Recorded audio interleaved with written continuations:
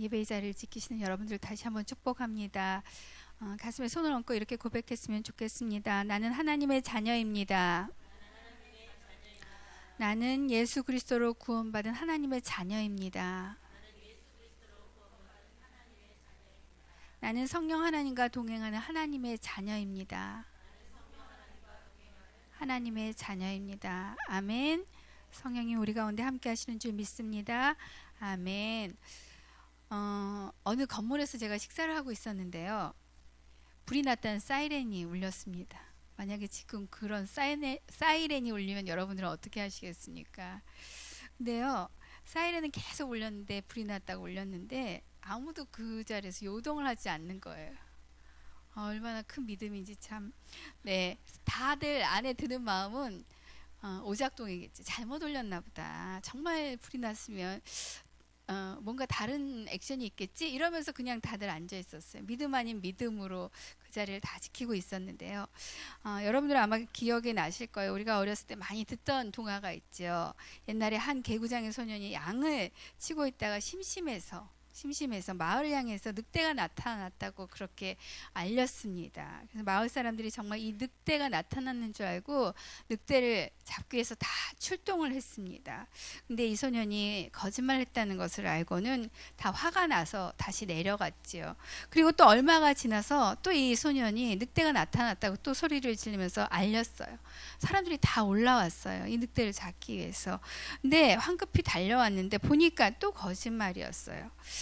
사람들이 화를 내면서 내려갔어요. 근데 문제는 무엇이냐면 진짜 늑대가 나타났다는 것이죠. 진짜 늑대가 나타나서 이 소년이 정말 황급히 늑대가 나타났다고 알렸는데 아무도 그 소리를 믿지 않고 결국은 양들이 다 늑대에 먹혀서 죽고 말았다는 것입니다. 진실이 왜곡된 시대, 또 불신이 팽배한 이 시대에 우리가 살고 있습니다. 그래서 사람들은 정말 양심이 화인 맞은 것처럼 진리를 전해도 그 진리를 믿지 않습니다. 그런 시대에 살고 있죠. 오히려 자신의 소견에 옳은 대로 그것이 옳다 여기면서 사는 시대 우리가 살고 있습니다. 예수님께서는 이 땅에 오셔서 정말 하나님 나라가 가까이 왔다고, 회개하라고 하나님 나라가 가까이 왔다고 그렇게 말씀하셨습니다. 회개를 통해서 하나님 나라에 들어가라고 말씀하셨죠. 어느 날 예수님은 이 땅에 오신 것입니다. 앞으로 또 오실 것입니다. 말씀하신 대로 다시 이 땅에 오실 것입니다. 그 오실 예수 그리스도를 우리는 기다리고 있는 신부들입니다. 우리 신랑을 기다리는 신부로 우리가 정말 기름을 준비하고 신랑을 기다리고 있다면, 언제 오셔도 그 신랑을 맞을 준비를 하고 있다면 우리는 기쁘게 그 신랑을 맞을 수 있을 것입니다.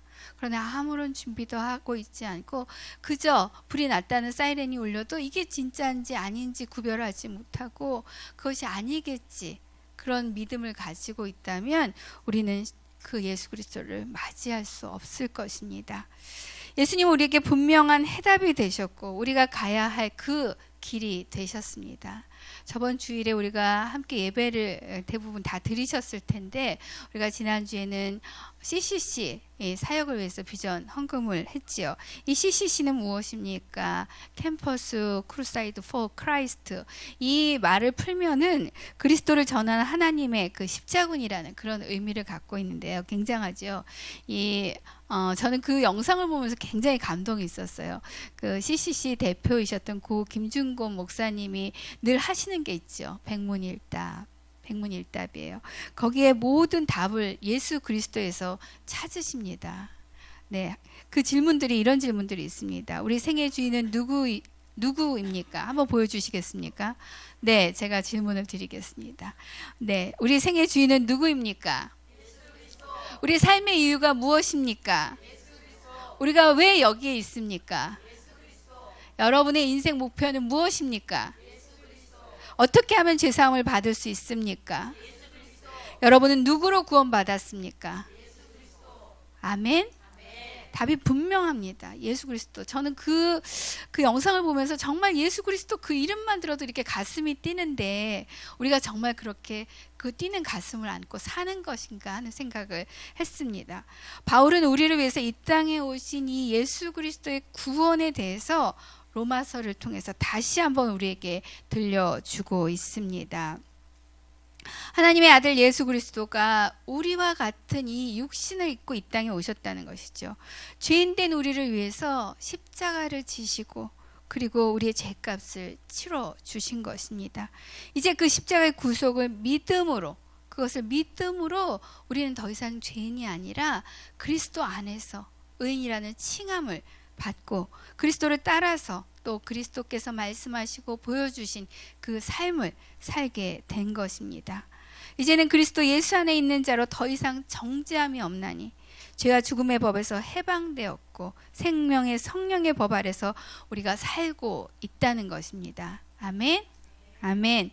우리는 믿음으로 의롭다는 인정을 받았습니다. 아멘. 그래서 이제는 우리 주 예수 그리스도로 인해서 하나님과 더불어 그 화평을 이루게 된 것입니다. 죄에서 해방되었습니다. 하나님의 아들 예수 그리스도께서 우리의 죄를 속량해 주셨습니다. 아멘. 지난 시간에 우리가 나눈 것인데요. 육신을 따르는 자는 육신의 일을, 또 영을 따르는 자는 영의 일을 생각합니다. 그래서 결국은 육신의 생각은 사망이고 영의 생각은 생명과 평안이라고 나눴습니다. 결국 육신의 생각은 어떻게 합니까? 하나님과 원수가 되게 하고 하나님 법에도 굴복하게 하지 않을 뿐더러 하나님께서 하나님을 기쁘시게 하지 못하는 그런 삶을 살게 된다는 것입니다. 우리 안에 참으로 순간순간 우리가 그리스도로 인해서 이제는 그리스도 안에서 의인으로 그 칭함을 받았지만 우리 안에 끊임없이 이 육신의 생각들이 들어온다는 것이죠. 미움이 들어오고 탐욕이 들어오고 또 거짓이 들어오고 음란함이 들어오고 시기가 들어오고 또 질투가 들어오고 또 어느새 내가 주인 되고자 하는 그 교만한 마음들이 우리 안에 들어온다는 것입니다. 또 우리가 사랑하고 돌보아야 하는데 그들에게 무관심한 그 마음까지도 우리 안에 들어온다는 것이죠. 우리 안에 이러한 육신의 생각들이 끊어지기를 축원합니다. 아멘. 그러나 이제는 우리가 너무 감사한 것은 하나님의 영, 성령께서 우리 안에 계셔서 예수 그리스도를 살리신 것처럼 우리를 죽을 몸에서 살리신 것입니다. 또 부활의 소망 가운데 우리가 살게 하시는 것입니다. 아멘. 이제는 그리스도 예수 안에 있는 생명의 성령의 법이 죄와 죽음의 법에서 저와 여러분을 자유케 하신 줄 믿습니다. 아멘. 계속해서 이 축복의 은혜를 나눌 텐데요. 먼저 14절, 15절, 16절을 다시 한번 읽겠습니다. 누구든지 하나님의 영으로 인도를 받는 사람들은 하나님의 아들들입니다. 여러분은 다시 두려움에 이르게 하는 종의 영을 받지 않고 양자의 영을 받았습니다. 우리는 그 영으로 아바, 아버지라고 부릅니다. 성령은 친히 우리의 영과 더불어 우리가 하나님의 자녀임을 증언합니다. 아멘. 양자의 영을 받은 상속자에게 주시는 이 축복은요, 첫 번째 관계 회복이 있다는 것입니다. 계속 CCC 얘기를 오늘 많이 하는데 CCC에서 나온 그 사형리라는 책이 있죠. 복음을 전할 때 사용하는 책인데 거기에 보면 의자 그림이 나옵니다. 여러분들도 많이 보셨을 거예요. 이 의자 그림에는 두 종류의 사람을 나타내고 있는 것입니다. 내가 나의 주인인 사람, 또 예수 그리스도가 나의 주인인 사람을 표현하고 있습니다. 의자의 중심에 누가 앉아 있느냐가 중요하다는 것이죠. 내 의를 주장하는 나의 나라에 사는 사람, 결국은 내가 주인 돼서 사는 사람이 있고 예수가 그리스도 되심을 고백하고 우리 안에 계신 하나님의 영이 성령님이 오시고 그 중심의 자리를 예수님께 내어드렸습니다. 맞습니까? 아멘. 여러분의 중심에 누가 계십니까? 예수 그리스도. 예수 그리스도가 우리 안에 계십니다. 우리의 중심에 계십니다. 우리 안에 계셔도 저 멀리 이렇게 밀쳐놓고 사는 것이 아니라 정말 주님이 내 중심에 계신가가 우리의 삶에서 매 순간 돌아보아야 하는 것입니다. 14절을 다시 보면 누구든지 하나님의 영으로 인도를 받는 사람은 하나님의 아들들입니다. 이렇게 말하고 있습니다. 하나님의 영이 성령님이 오시면 우리는 우리의 소견대로 사는 것이 아니라 하나님의 영의 인도함을 받습니다. 내가 주인이 아니라 그 주인이 바뀌었다는 것이죠. 그래서 하나님과의 새로운 관계가 시작되는 것입니다. 하나님의 아들, 하나님의 자녀가 되는 것입니다. 요한복음 1장 12절에는 그렇게 나와 있죠. 그분을 영접한 사람들, 곧 그분의 이름을 믿는 사람들에게는 하나님의 자녀가 되는 권세를 주셨습니다. 우리가 이 믿음의 고백을 다 드렸습니다. 저와 여러분은 이 믿음의 고백을 드렸고 하나님의 자녀가 돼서 하나님의 자녀로서의 그 권세를 받은 자들인 줄 믿습니다. 아멘. 그래서 이전에 죄로 인해서 하나님과의 단절되었던 그 관계, 그것을 우리에게 예수 그리스도가 오심으로 예수 그리스도께서 그 문제를 해결해 주셨기 때문에, 십자가에서 그 문제를 해결해 주셨기 때문에, 다리가 되어 주셨기 때문에 이제는 하나님의 아들로 살게 하신 것입니다. 이것은 정말 놀라운 믿음의 사건이지요. 하나님의 영이 우리 가운데 오시면 이 놀라운 일이 우리 가운데 일어나는 것입니다. 하나님의 영이신 성령님이 우리 가운데 이렇게 오시면 죄인된 우리로 또한 우리가 회개할 수 있도록, 마음을 돌이키도록 그렇게 합니다. 지난주 주일 설교 제목이 회개야 하나님 나라였잖아요. 이 회개가 무엇입니까? 회개는 바로 우리의 나라에서 하나님의 나라로 들어가는 열쇠라는 것입니다.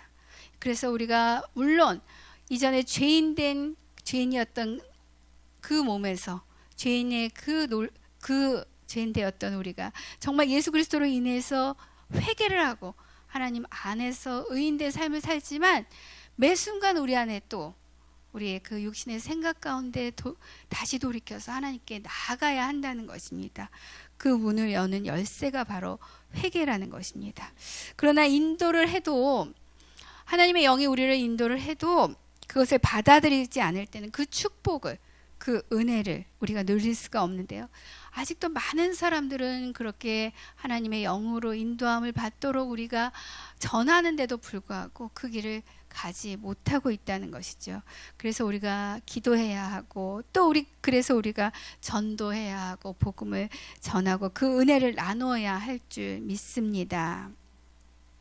하나님의 영으로 인도를 받고 하나님의 아들이 되는 단계가 있습니다.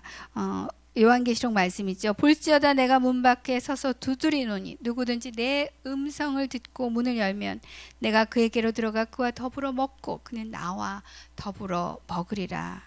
하나님은 이미 우리 가까이 와 계신 것입니다. 하나님 와 계십니다. 그런데 그것을 볼 수 없다는 것이죠. 오셔서 우리의 문을 계속해서 두드리고 계신데 그 소리를 듣지 못하는 사람들이 아직도 많습니다. 누군가 집에 찾아와서 초인종을 누르면 그 소리를 듣고 나가서 문을 열어주죠. 그 사람을 맞이합니다. 그래야 그 사람이 들어올 수 있는 것처럼 주님은 우리 가까이 와 계시지만 너무나 인격적이셔서 우리 마음에 들어오고 싶으시지만 기다려 주신다는 것입니다. 그래서 우리의 동의가, 우리의 의지가 필요한 것이죠. 그래서 우리가 요만큼만 오세요 주님, 그럼 주님 거기까지 뿐이 오지 않으시는 것입니다. 하나님의 영은 우리에게 그리스도를 믿도록 또 의지하도록 믿음을 주십니다. 그래서 우리가 성령 충만할 때 우리의 믿음도 더욱 굳세지는 줄 믿습니다. 성령님께서 이렇게 우리 가운데 오시면 새 마음을 주시고 우리는 거듭남을 경험하게 하십니다. 나의 본성에서, 이전의 나의 모습에서 내 안에 오신 그 하나님의 영의 인도함을 받고 우리가 거듭남을 경험하게 되는 것이지요. 그런즉 누구든지 그리스도 안에 있으면 새로운 피조물이라. 이전 것은 지나갔으니 보라 새 것이 되었도다. 그리스도 안에서 우리의 옛사람이 죽고 새 사람이 되었다는 것입니다. 더 이상 옛자, 옛 경험, 옛 습관에 매어 사는 자가 아니라 그리스도 안에서 그리스도와 함께 살아가도록 우리의 본성이 바뀐 것입니다. 아멘. 그러나 이것은 한 번에 되는 것이 아니잖아요. 아시잖아요. 우리가 매 순간 넘어지고 다시 일어나고 그런 작업들이 필요하다는 것을 매일 성령 안에서 행하고 성령의 인도함을 계속적으로 받아야 하는 것입니다. 이것이 우리가 얘기하는 성화라는 것이죠. 칭의는 받았지만 우리가 그리스도의 그 장성한 분량까지 닮아가기 위해서는 우리의 삶에 이러한 작업들이 계속적으로 이루어져야 한다는 것입니다. 우리가 하나님의 영으로 인도를 받은 하나님의 아들이지만 우리의 삶은 매일매일 그 인도함을 받아야 하는 줄 믿습니다. 그리스도의 장성한 분량까지 닮아가야 하는 줄 믿습니다. 아멘. In Christ. 올해는 이 말을 엄청 쓰고 있죠. 계속해서 우리가 말하고 있습니다. 그리스도 안에. 그리스도인들 속에 성령께서 오셔서 거하고 있지만 모든 그리스도인들이 성령의 인도함을 받는 것은 아닙니다. 성령을 따라 사는 것은 아닙니다. 어떻게 알 수 있습니까? 바로 우리의 삶에 나타나는 성령의 열매를 통해서 알 수 있다고 나눴습니다. 정말 그 나무가 포도나무인지 이 사람이 그리스도인인지 알 수 있는 것은 그 삶에 성령의 열매가 있느냐 하는 것이죠. 우리 삶에 사랑과 희락과 화평과 오래 참음과 자비와 양성과 충성과 온유와 절제, 이러한 열매들이 우리 삶에 있느냐는 것입니다. 하나님의 영으로 성령으로 날마다 인도함을 받는 그 삶을 사는 저와 여러분이 되시기를 축원합니다. 아멘. 우리가 받은 하나님의 영은 바로 양자의 영입니다. 예수 그리스도로 인해서 하나님과 우리가 다시 관계를 맺고 우리 안에 오셨다는 것입니다. 15절과 16절에서는 종의 영과 양자의 영을 얘기하고 있습니다. 아이들이 부모가 자세히 아이들하고 우리 자녀와 얘기를 하다 보면 그 솔직한 마음을 알 수가 있는데, 아이들이 부모가 무서워서 공부하는 아이들이 있어요. 그래서 무서워서 또 학교에 가서 규칙을 또 지키고 부모님께 혼날까봐 벌받지 않기 위해서 학교에도 가고, 그러나 그 안에 부모에 대한 이러한 두려움이 있다면 부모님과의 관계를 한번 점검해 보아야 한다는 것 우리 다 알고 있지요. 교회에 나와서 사역을 하고 있는데 혹시 내게 이런 사역이 맡겨졌는데 내가 만약에 이런 일을 제대로 순종하지 않으면 무슨 일이 일어날 것 같고, 나는 노라는 건 잘 못하는데 노라고 하면 불순종하는 것 같고, 그래서 결국은 맞고 나니까 기쁘지도 않고 계속 힘들고 버겁기만 한 경우 있지 않습니까? 바울은 이런 상태를 두려움에 이르게 하는 종의 영을 받았다고 했습니다. 그러나 우리는 두려움에 이르게 하는 종의 영이 아니라 바로 양자의 영을 받은 줄 믿습니다. 우리는 우리 안에 계신 성령님으로 하나님께 나가서 아버지라고 그렇게 하나님을 부를 수 있게 된 것이죠. 성령님은 우리가 하나님의 자녀인 것을 증언합니다. 그리스도 안에서, 그래서 우리는 더 이상 종이 아니라 자녀라는 것입니다. 자녀라는 것이죠. 양자의 영이 우리 가운데 있을 때 우리는 하나님을 아버지라고 부를 수 있는 것입니다. 다시는 그리스도를 알기 전에 그 상태로 돌아가지 마십시오. 옛사람, 옛자와 옛습관 돌아가지 마십시오. 우리는 그리스도 안에서 새로운 피조물이고 하나님의 자녀인 줄 믿습니다. 저와 여러분은 하나님의 영으로 인도함을 받는 하나님의 자녀인 줄 믿습니다. 아멘. 우리 안에 계신 성령님과 함께 날마다 하나님의 자녀임을 증거하는 삶이 되기를 축원합니다. 아멘. 우리 17절 18절 같이 읽겠습니다. 우리가 자녀이면 또 상속자입니다. 우리가 그리스도와 함께 영광을 받기 위해 그분과 더불어 고난을 받으면 우리는 하나님의 상속자여 그리스도와 함께 상속자가 됩니다. 현재의 고난은 앞으로 우리에게 나타날 영광과 좋게 비교할 수 없다고 생각합니다. 양자의 영을 받은 상속자에게 주시는 축복은 두 번째, 고난과 영광을 함께 받는 자라는 것입니다. 자녀에게 주어지는 특권이 있습니다. 여기서는 상속자라는 것입니다. 소위 재벌들을 보면요, 어떤 아들에게 얼만큼 상속이 이루어지느냐, 이건 너무나 중요하죠. 왜냐하면 상속되는 만큼, 그 아들에게 상속되는 만큼 그 아들이 정말 그 집안의 정통성을 가지고 있는지를 나타내주기 때문입니다.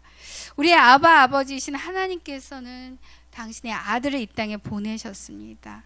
상속자는 무엇을 상속받는 것입니까?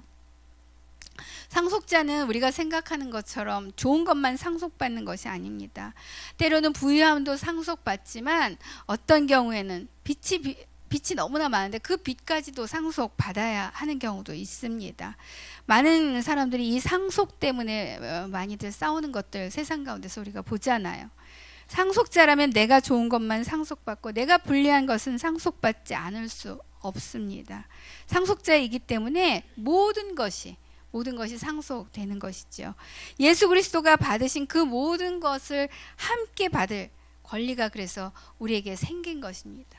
예수 그리스도와 함께 그가 상속자이고 예수 그리스도로 인해서 우리가 하나님의 상속자가 되었기 때문에 예수 그리스도와 함께 우리가 그 모든 것을 받을 그 권리가 생겼다는 것입니다.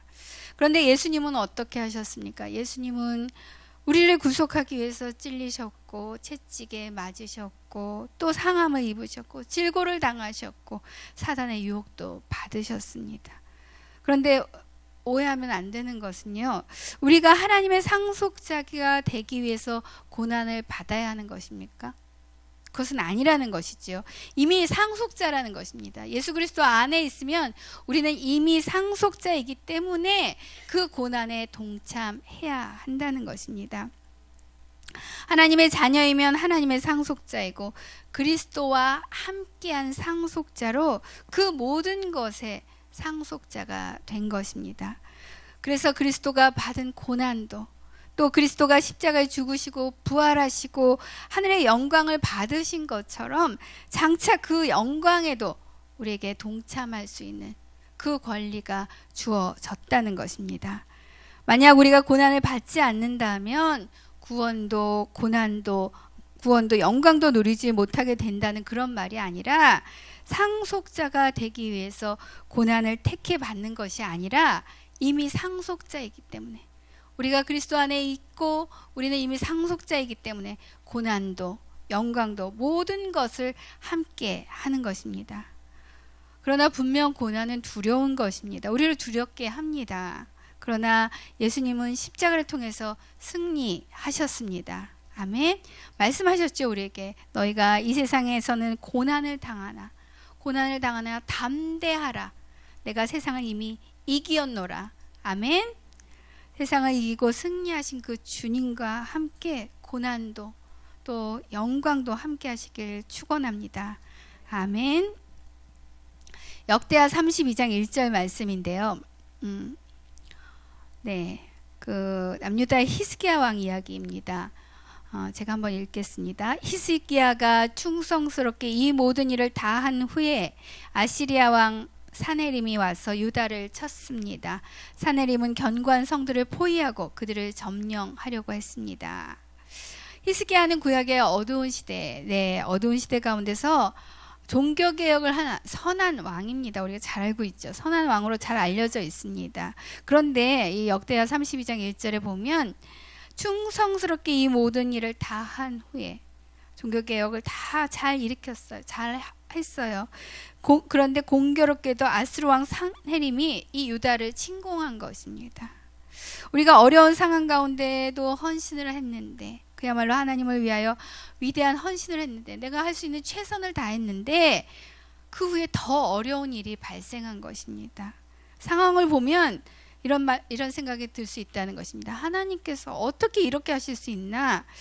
그런 생각이 올라오면서 낙심할 수도 있고 또 때로는 어디까지 가냐면 하나님 정말 안 계신 것 같다는 그런 절망 가운데 들어갈 수도 있다는 것이죠. 그런 생각 가운데 우리가 정말 고난이 깊어지면 그런 생각도 우리 안에 들어올 수 있습니다.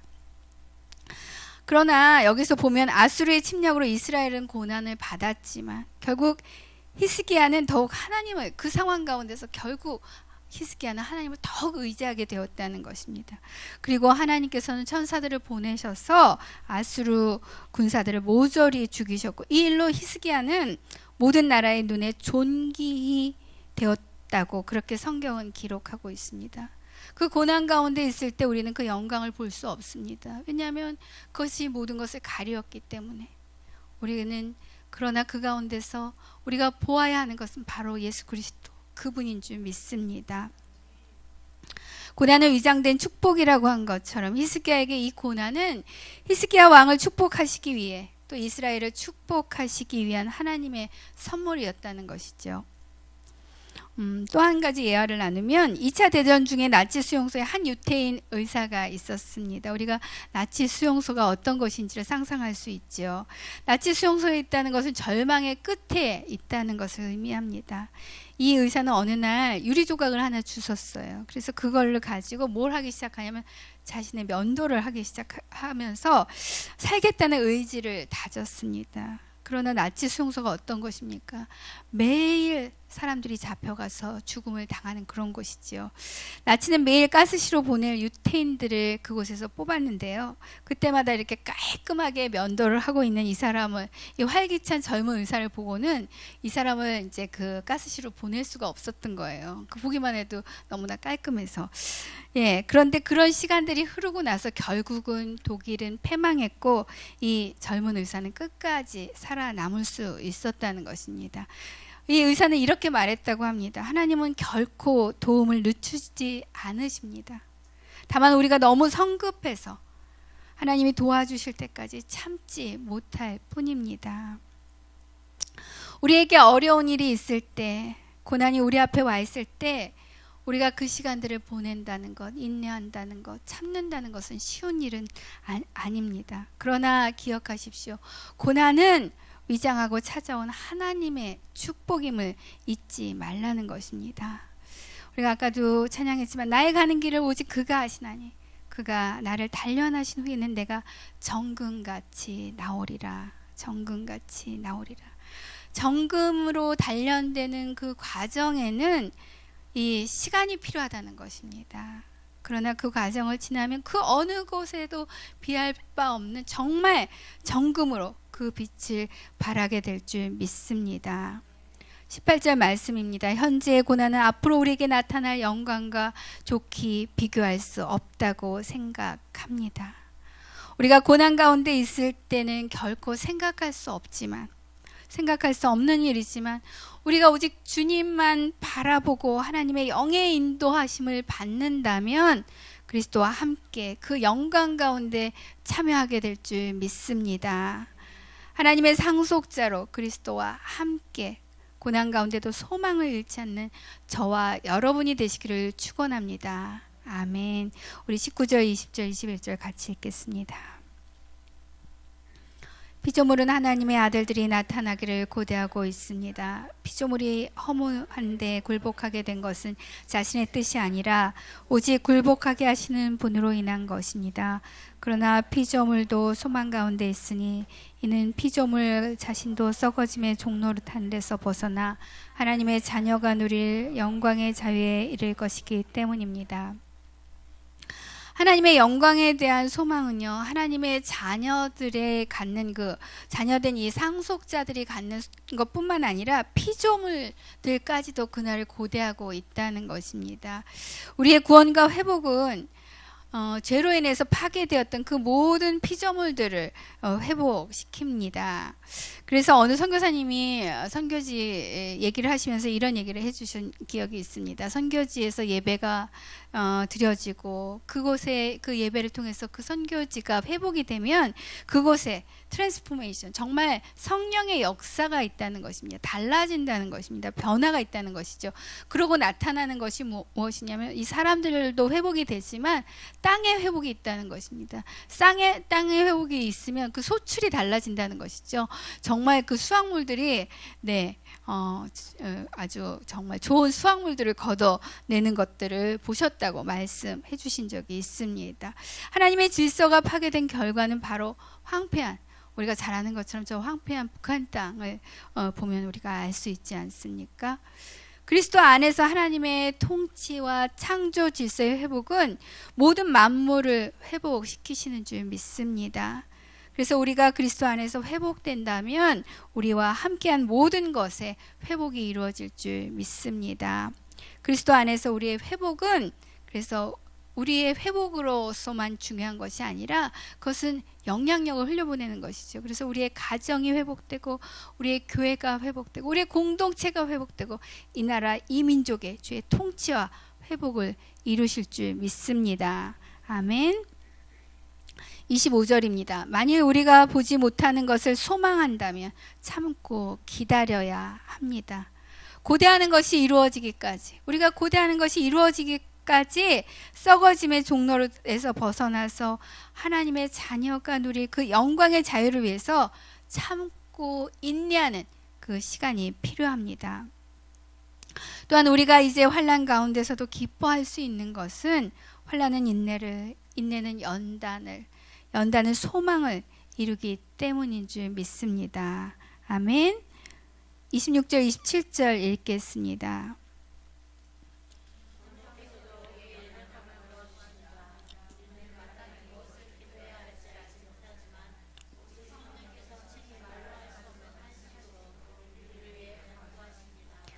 마음을 살피시는 분께서 성령의 생각이 무엇인지 아십니다.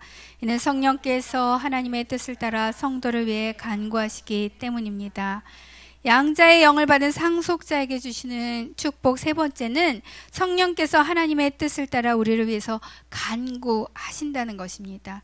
하나님의 인도를 받아서 하나님의 자녀로 상속자로 살게 되었지만 우리는 때로 고난 앞에서 무너지고 또 우리 안에 있는 이 죄의 본성을 따라서 옛사람으로 순간순간 돌아간다는 것이죠.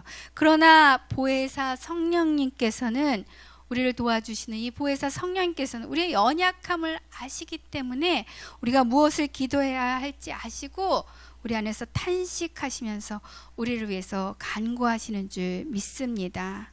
아멘. 성령 충만을 구하시고 성령 안에서 기도하십시오. 할 수만 있다면 방언으로, 또 아직 방언으로 기도하지 못하시면 방언을 구하십시오.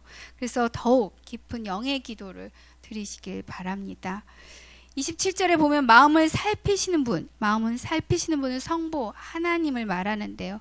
우리의 마음을 살피시는 이 성부 하나님께서는 성령의 생각을 아시고 성령님께서는 하나님의 뜻을 따라서 우리를 위해서 간구하시는 것입니다. 우리를 구속하신 성자 하나님과 우리의 마음을 살피시는 성부 하나님과 또 하나님의 뜻을 따라서 우리를 위해서 간구하시는 성령 하나님, 우리의 기도에 이렇게 삼위일체 하나님이 함께하고 계신 줄 믿습니다.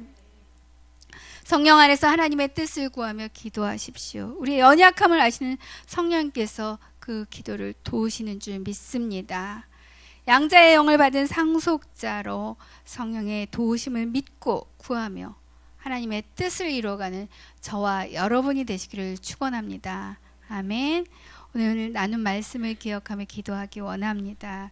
우리에게 주신 축복, 양자의 영을 받은 상속자로 우리에게 주시는 축복들을 나누었습니다. 참으로 주님, 우리가 정말 주님 안에서 하나님의 자녀로 이 관계가 회복된 것을 기억합니다. 하나님의 영으로 인도함 받는 하나님의 자녀가 된 것을 기억합니다. 상속자라 말씀하셨는데 이제 하나님의 영으로 아버지라 부르게 하신 것처럼 온전히 주님 하나님의 자녀로 살게 하여 주시옵소서. 우리에게 회복을 주신 것처럼 주님 우리 가정 안에 동일한 회복이 있길 원합니다. 우리 이 시간 기도할 때 주님 우리 안에 주셨던 이 놀라운 축복, 상속자의 축복이 주님 우리 가정 안에 흘러가기 원합니다. 가족 안에 깨어진 관계들이 회복되어지기 원합니다. 주님 이제 명절이 다가옵니다. 주님 이 명절 앞에 주님 우리의 마음이 무너지는 아버지 그 마음들이 있습니다. 주님 그 안에 아직도 회복되어지지 않은 관계가 있습니까? 두려운 관계들이 있습니까? 주님 그 안에 오셔서 주님의 통치와 질서 아버지 주님의 회복이 있게 하여 주시옵소서. 이 시간 먼저 이것을 위해서 기도하기 원합니다. 주님께서 우리 가운데 오셔서 우리를 하나님의 자녀 삼아 주신 것처럼 우리 가정 안에 오셔서 아버지 하나님 이러한 회복들이 있도록 각 사람 안에 주님 역사하여 주시옵소서. 그들을 주님 앞에 올려드리며 기도하며 나가겠습니다.